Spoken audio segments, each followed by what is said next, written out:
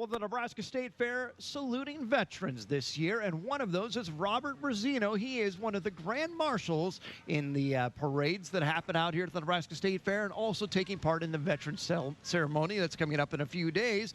And you, Robert, you got to serve in the Army in a really unique capacity as part of a Presidential Honor Guard for President Dwight D. Eisenhower. Can you tell me a little bit about that experience? Oh, my.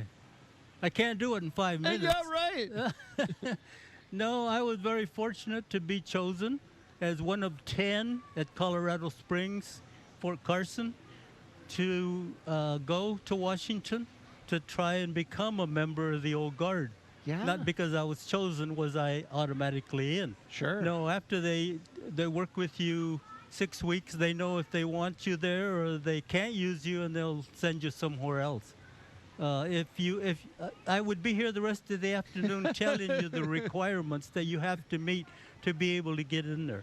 Now, when I think of an honor guard, I think of some ceremonial duties when you've got dignitaries coming in and the president is coming in and doing a big event, and they need folks there who are dressed to the nines and doing everything, you know, by the book, and are going to just look real sharp and be that honor guard. Am I thinking right there? Every day you look sharp. Every day, every minute.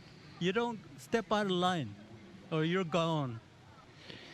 Did you take a lot of pride knowing that you were there supporting the leader of the free world, President Dwight D. Eisenhower? Yeah, you know, coming from the center part of Nebraska, I didn't even know where Washington for sure was at.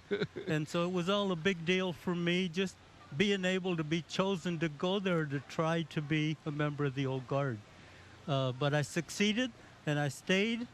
And I even had a chance to walk the tomb when I first got there, but I would have had to extend my enlistment one more year.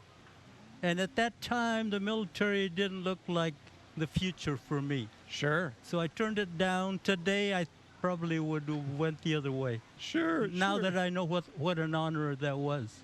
You know, but did you really see this as a patriotic duty and that you were doing something that, you know, would reflect well on your country? Sure. Oh, no, just being stationed there, your patriotism builds up to the highest level it can be. And did you get a chance to meet President Eisenhower then? That's one of the stories that I'll tell you. President Eisenhower was a regular soldier. Right. And he would put on his army boots and fatigues and sometimes sneak in on you and have a cup of coffee with the group. And one day he came in, and being from Nebraska and never been anywhere, I'm sitting there like this, and he says, "Soldier, I really shake you up. Where are you from?" And I said, "Nebraska, sir." He said, "Well, I'm from Kansas. We're neighbors." He said, "Don't let me do that to you. I'm a man just like you are. I put my shoes on and my pants just like you do. God give you that job, and he give me this job, and we're both just men. Don't let me do that to you."